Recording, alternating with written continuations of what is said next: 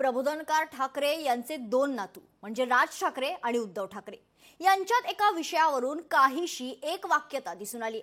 त्यामुळे प्रबोधनकार ठाकरे यांचा पुरोगामी विचारांचा वारसा पुन्हा एकदा अधोरेखित झालाय।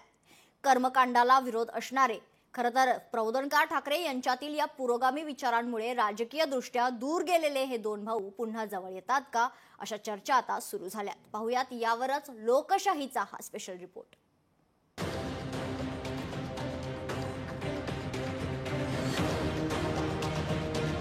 त्याच्या कमंडलूमधनं पाणी घेऊन आले म्हटलं मी नाही पिणार।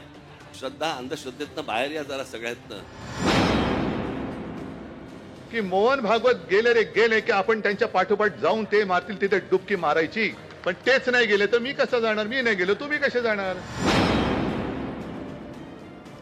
राज ठाकरे आणि उद्धव ठाकरे यांची गंगा स्नानाबाबतची ही वक्तव्य महाकुंभमेळ्यातल्या स्नानाबाबत तर महत्त्वाची आहेतच, पण ती दुसऱ्या एका दृष्टिकोनातूनही अधोरेखित होत आहेत। शिवसेना प्रमुख बाळासाहेब ठाकरेंच्या आधीची पिढी म्हणजे त्यांचे वडील केशव ठाकरे अर्थातच प्रबोधनकार ठाकरे हे पुरोगामित्वाचे खंदे पुरस्कर्ते होते आणि त्यांचे दोन नातू म्हणजेच उद्धव आणि राज ठाकरे हे तोच वारसा पुढे नेतील अशी महाराष्ट्राला अपेक्षा आहे।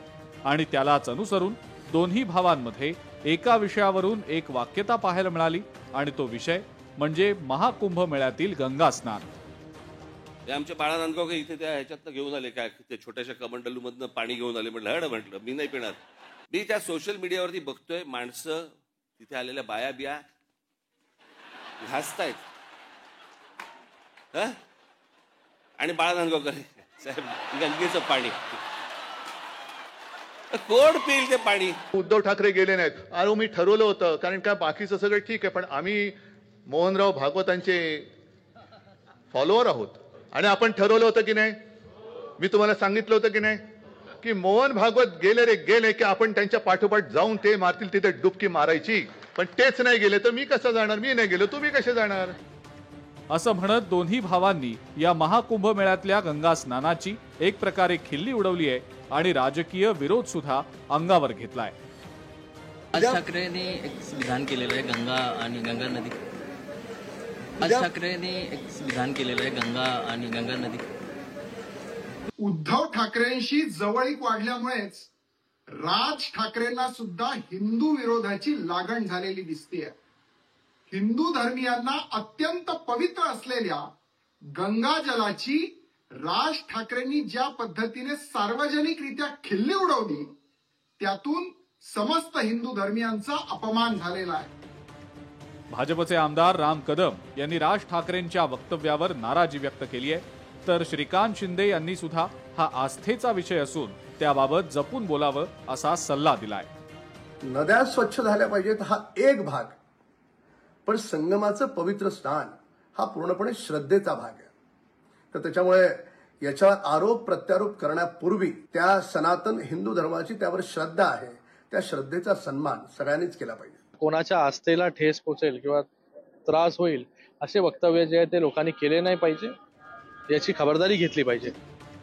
गंगेत स्नान करणं हा ज्याच्या त्याच्या आस्थेचा विषय, मात्र गंगेत स्नान करून स्वतः पवित्र झाल्याचा समज करून घेण्यापेक्षा गंगा नदी स्वच्छ व्हावी ही भावना पुरोगामी महाराष्ट्राच्या दृष्टिकोनातून नक्कीच स्वागतार्ह आहे। आणि महाकुंभमेळ्यात कोट्यवधी भाविकांनी केलेल्या स्नानानंतर गंगेचं पाणी हे स्नान योग्य नाही असा अहवाल केंद्रातल्या CPCB कडून आला आणि दोन्ही ठाकरेंच्या वक्तव्याला धार आली। मला असं वाटतं की कुंभमेळ्याच्या बाबतीमध्ये काहीतरी अंधश्रद्धा आहे असं अजिबात नाहीये, पण निश्चित राज ठाकरे जे म्हणाले की प्रदूषणाच्या बाबतीमध्ये त्या बाबतीमध्ये अगदी सगळी पुरेपूर काळजी नागरिकांनी घेणार आहोत। गलत प्रयोग करने की जो कोशिश होती है, गलतफहमी पैदा करने की जो कोशिश है, उससे सभी लोगों को बचना चाहिए। सही बात के ऊपर वो जरूर टीका करें, मगर ऐसे गलतफहमी से आधार पर लोगों के मन में एक डर का माहौल पैदा नहीं करना चाहिए। यापूर्वी ठाकरे बंधू एकत्र येतील अशा प्रकारच्या भावना मराठी माणसानं नेहमीच उचलून धरल्या, मात्र तसं काही झालेलं नाही।